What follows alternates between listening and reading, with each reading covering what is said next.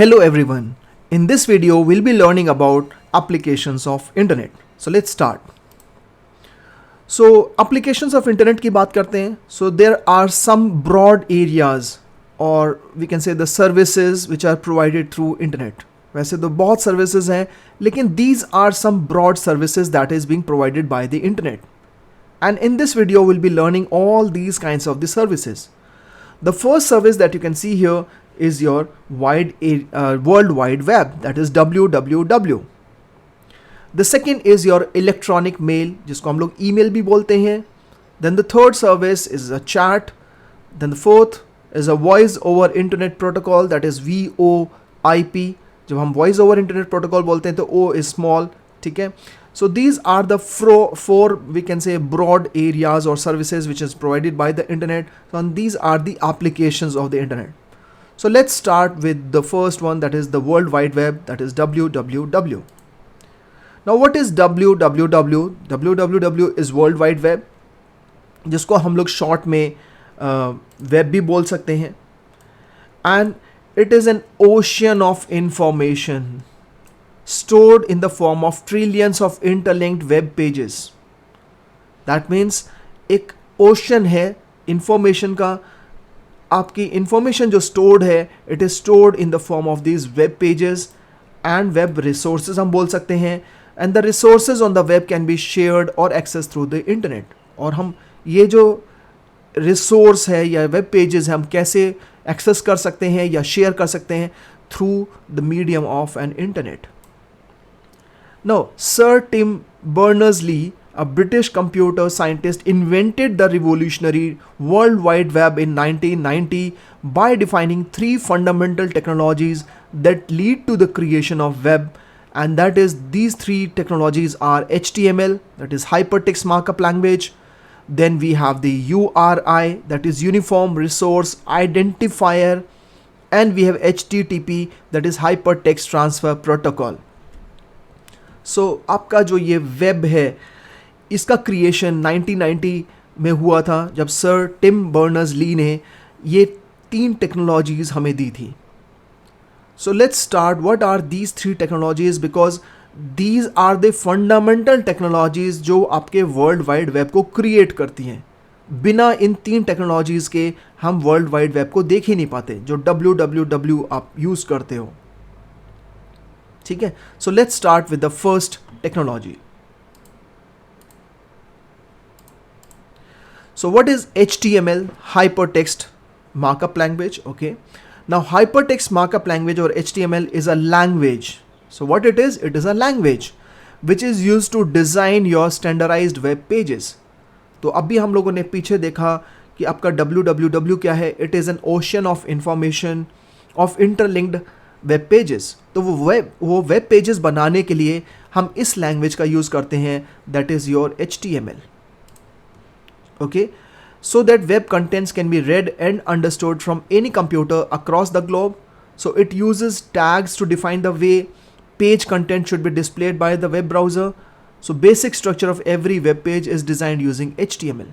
मतलब इंटरनेट में जितने भी आपके वेब पेजेस हैं वो सारे वेब पेजेस के अंदर जो स्टैंडर्ड लैंग्वेज यूज़ होती है वो HTML होती है. हेयर ये आपको कुछ एक एग्जांपल दिया हुआ है. If you don't know HTML that's okay. ये आपका कुछ एग्जांपल है कि इस तरीके की कुछ लैंग्वेज होती है जिसको हम लोग टैग बेस्ड लैंग्वेज बोलते हैं और ये लैंग्वेज लिखने के बाद उसका कुछ आउटपुट इस तरीके से आता है. It's just an sample. Let's see the second technology that the Tim Lee Berner gave us. The second technology is URI, that is Uniform Resource Identifier. So what is this Uniform Resource Identifier? Now, it is a unique identifier. It is a unique identifier. Sorry. It is a unique identifier to identify a resource located on the web.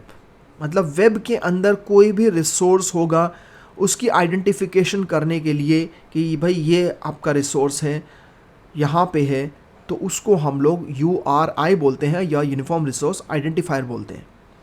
Now URI identifies a resource. It can be hardware और software. Either by its location और by its name और by both. तो URI कैसे उसको identify करता है? वो hardware भी हो सकता है, सॉफ्टवेयर। अब हार्डवेयर कैसे? जैसे फॉर एग्जांपल मेरे नेटवर्क है, अब नेटवर्क के अंदर मेरे पास 3 लैपटॉप्स हैं और एक प्रिंटर है। प्रिंटर भी नेटवर्क से डायरेक्ट कनेक्टेड है, लैपटॉप्स भी कनेक्टेड है। तो अगर एक लैपटॉप को प्रिंटर को डायरेक्ट कनेक्ट, मतलब उसको कनेक्ट कमांड देना है प्रिंट आउट निकालने के लिए, तो उसका कुछ ना कुछ नाम होगा या उसका कुछ ना कुछ वी कैन से एड्रेस होगा जिसके बेसिस पे वो ट्रांसफ़र होगा। सो दिस इज़ हाउ कि हम ये बोल सकते हैं कि URI identifies a resource that can be hardware और it can be a software. तो वो उसके लोकेशन या उसके नेम से जाना जाता है। So next important term URI के अंदर आता है, that is your URL। So what is this URL? So URL that is uniform resource locator. यहाँ पे यूनिफॉर्म रिसोर्स आइडेंटिफायर है और ये है uniform resource locator, and provides the location and mechanism to access the resource. तो उस जो भी रिसोर्स है उसका जो यूनिक एड्रेस है या लोकेशन है या नाम है, उसको हम यूनिफॉर्म रिसोर्स आइडेंटिफायर बोलते हैं। लेकिन पूरा का पूरा उसका जो एड्रेस है, हम बोल सकते हैं, वो पूरा एड्रेस URL के थ्रू आइडेंटिफाई किया जाता है।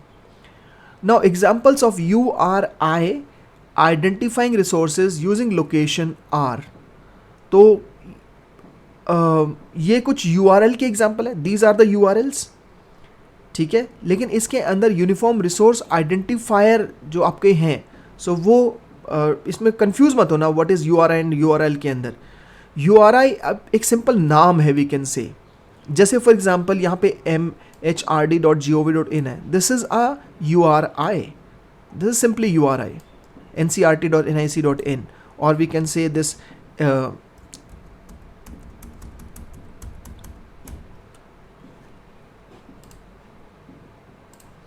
दिस airindia.in, ncrt.nic.in, और ये सारे हमारे URI हैं कि इनके नाम से हम उनको जान रहे हैं।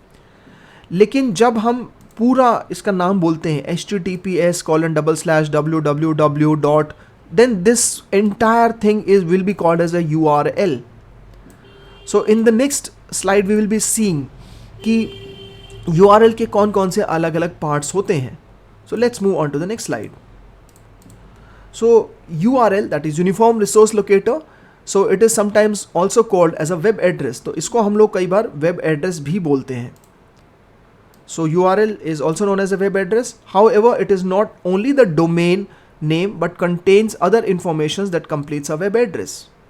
तो यहाँ पे अगर आप एग्जाम्पल देखोगे, यहाँ पे पहला जो पार्ट इसके अंदर है, that is your HTTP. This is one of the part. So what it is the protocol name. So ये HTTP क्या है? ये प्रोटोकॉल नेम है, और वो HTTPS भी हो सकता है इसकी जगह पे, इसके जगह पे आपका FTP भी हो सकता है, टेलनेट भी हो सकता है, etcetera. The next part if you can see is the next part is your this www. What is this www? Now it is a सब डोमेन, तो इसको हम लोग सब डोमेन बोलते हैं।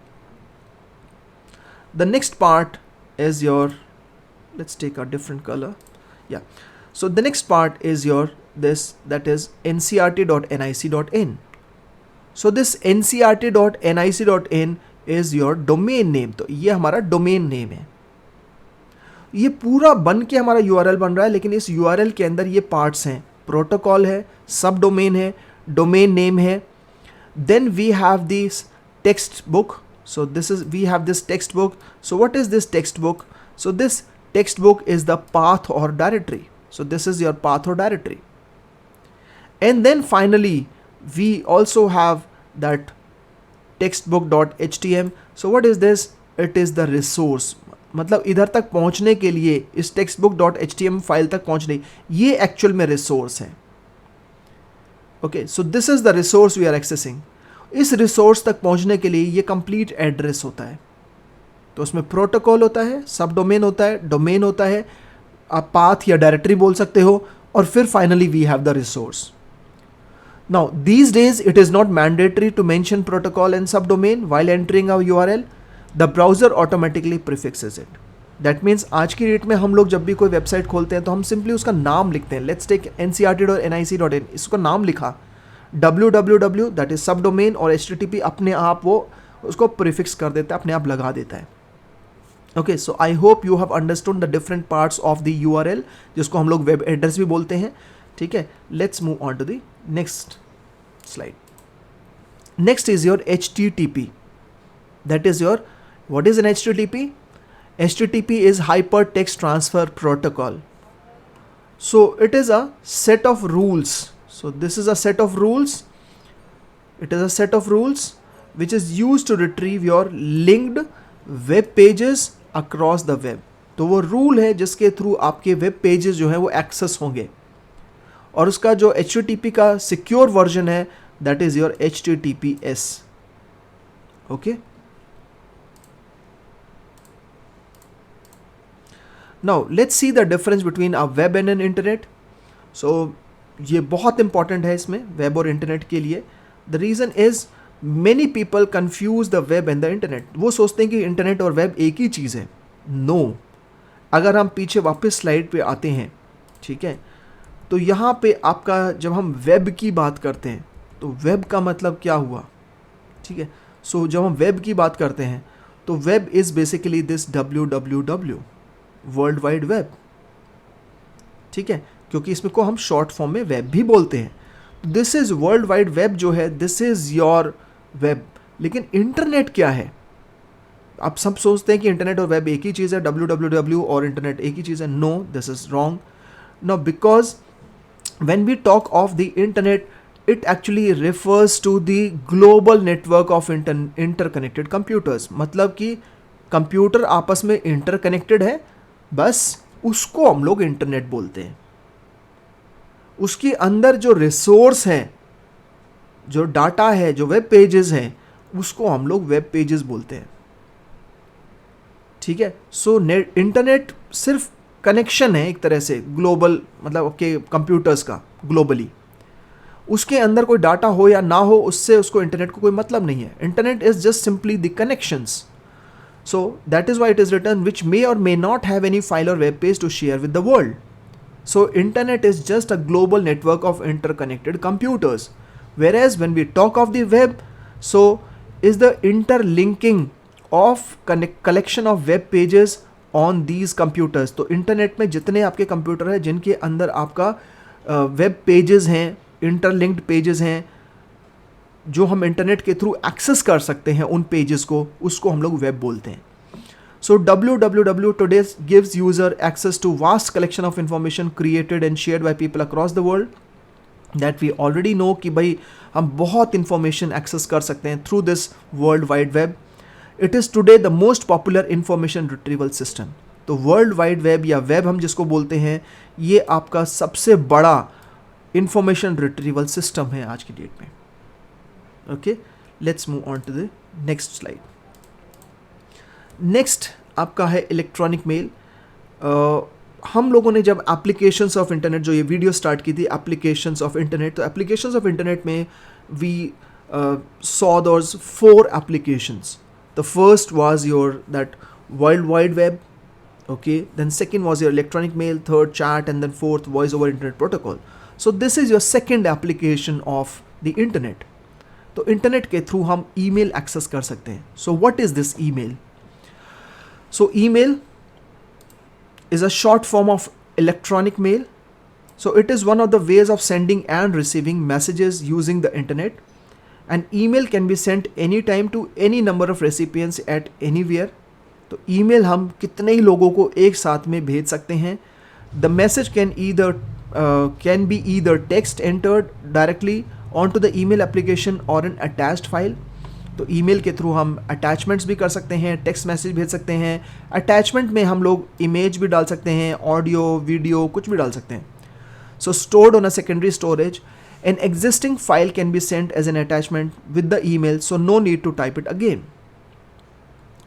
सो to use email service one needs to register with an email service. तो email service को लेने के लिए हमको मेल अकाउंट चाहिए ही चाहिए. सो कुछ mail service provider, email service provider हम जिनको बोलते हैं, एग्जाम्पल्स हैं आपके जीमेल, याहू मेल, आउटलुक, उनकी कंपनी, जैसे Gmail is being provided by Google, Yahoo mail is provided by Yahoo, Outlook is provided by Microsoft. So these are some popular email service providers. Okay. So following are some of the common facilities available for an email user. तो अगर हमारे पास email access है तो हम क्या क्या कर सकते हैं. So first we can actually create an email, attach the files. Okay. Save कर सकते हैं उस email को एज अ ड्राफ्ट, मतलब अभी नहीं भेज रहे हैं लेकिन स्टोर करके रख रहे हैं उसको. Creating email is also termed as composing. तो जब हम ईमेल बनाते हैं तो उसको कंपोजिंग बोलते हैं, या कंपोज करना. Now we can send and receive emails. So some email can be send to multiple email addresses simultaneously. तो अगर हम एक ही बार में मल्टीपल लोगों को ईमेल भेज रहे हैं तो उसमें आपने नोटिस किया होगा कार्बन कॉपी लिखा होता है, मतलब CC लिखा होता है. CC represents carbon copy, and we can also send it as BCC, that is blind carbon copy. Now we can also forward the received email. मतलब हमें कोई मेल आया और किसी और को सेम ईमेल भेजना है तो we can forward that mail. हमारे पास कोई स्पैम मेल्स आ रहे हैं तो उनको फिल्टर भी कर सकते हैं. हमारे जो मेल्स हैं वो अलग अलग फोल्डर में उनको ऑर्गेनाइज करके रख सकते हैं. हम दूसरे लोगों के ईमेल आईडीज स्टोर करके रख सकते हैं उसके अंदर. हम सिग्नेचर बना सकते हैं कि जो भी हमारा मेल जाएगा अपने आप वो एड्रेस या हमारा नीचे ऐड हो जाए मेल के नीचे. हम मेल्स की प्रिंट आउट निकाल सकते हैं. और we can also search emails using email address और email subject text etcetera. So these are some of the features, we can say facilities. You might be knowing it but we have to revise all these things. Okay, let's move on to the next application. So the next application is your chat. So what happens in a chat? आपने यहाँ से message भेजा, एकदम से live दूसरे उसी time पे, real time पे दूसरे बंदे को जिसको आपने भेजा है मिल गया मैसेज. तो ऐसे लगता है कि आप आमने सामने बैठ के बात कर रहे हो. सो चैटिंग और instant messaging over the network means communicating to people at different geographical locations in real time. तो रियल टाइम में आप ऐसे बात करोगे तो दैट इज़ योर चैटिंग, और इसको हम इंस्टेंट मैसेजिंग या IM भी बोलते हैं. So it is not possible to send image, document, audio, video as well as through instant messages. मतलब हम लोग इमेज भेज सकते हैं IM के थ्रू, मतलब कोई भी chat application like for example WhatsApp है, टेलीग्राम है, इनके थ्रू इमेजेस भेज सकते हैं, डॉक्यूमेंट भेज सकते हैं, ऑडियो भेज सकते हैं, वीडियोस भेज सकते हैं. So some of the applications of the chat are WhatsApp, Slack, Skype, Yahoo Messenger, we have Google Talk, Facebook Messenger, even Instagram Messenger also there. Then we have Telegram also, then Google Hangout, etc. are examples of instant messengers. Now some of these applications support instant messaging through all the modes. That is, they allow us to do a chat messages, we allow us to send the text messages, they allow us to send the audio and video messages also. Okay, let's move on to the next application, that is voice over internet protocol. Now voice over internet protocol allows us to have a voice call. तो हम directly voice call कर सकते हैं दूसरे इंसान को over the internet. For example आप WhatsApp पे गए एंड व्हाट्सएप पे जाने के बाद आप कॉल कर रहे हो. It can be a video call और it can be an audio call simple. तो वो आपका इंटरनेट के थ्रू हो रहा है. That is not through your telephone network, that is through your internet. So that is the transmission over a computer network rather than through regular telephone network. It is also known as internet telephony. तो इसको internet telephony भी बोलते हैं या हम लोग broadband telephony भी बोलते हैं वॉइस ओवर इंटरनेट प्रोटोकॉल को. So to avail the phone service over the internet we need to have an internet connection. तो अगर इसको हम चाहते हैं वॉइस ओवर इंटरनेट प्रोटोकॉल की सर्विसेज लेना तो हमें इंटरनेट कनेक्शन चाहिए जिसकी अच्छी खासी स्पीड होनी चाहिए. दो एडवांटेजेस हैं VoIP के, वॉइस ओवर इंटरनेट प्रोटोकॉल के. So these services are either free और वेरी इकोनॉमिकल. या तो बिल्कुल फ्री हैं या बहुत ही इकोनॉमिकल होती हैं. VoIP calls can be received and made from any place. So you can मतलब कहीं से भी बैठे बैठे आप वॉइस कॉल रिसीव कर सकते हो या कर सकते हो, बस एक इंटरनेट कनेक्शन आपको चाहिए. The only disadvantage of VoIP is that it's call quality is dependent on the internet connection speed. तो इसकी जो कॉल क्वालिटी है वो इंटरनेट की कनेक्शन स्पीड पर डिपेंड करती है। अगर आपका इंटरनेट कनेक्शन स्लो होगा तो आपकी जो कॉल क्वालिटी होगी वो आपकी पुअर होगी।